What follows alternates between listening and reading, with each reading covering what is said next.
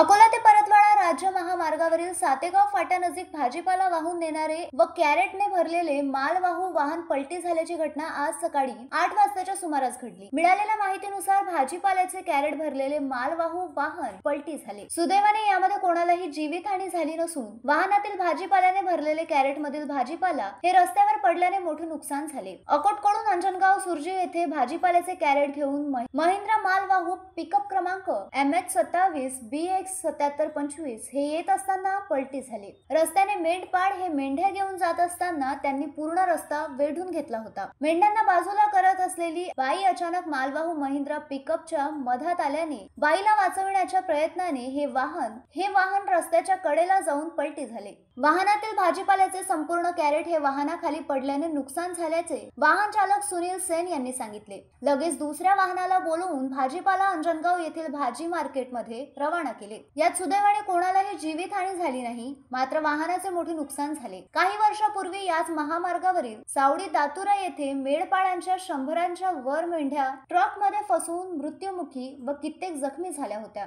तर राज्यातील मेंढपाळांना गुरे स्थानिक जंगलात रानात चराई बंद असतानाही बऱ्याच परराज्यातील मेंढपाळ राजरोसपणे महामार्गावरून गुरं मेंढ्या सरतात। याकडे प्रशासनाने लक्ष द्यावे अशी मागणी नागरिक करीत आहेत। Nitin Durbule, the sting operation news, Paratwada. The sting operation news, सत्याचे दुसरे नाव, अन्यायावर लेखणीचा घाव।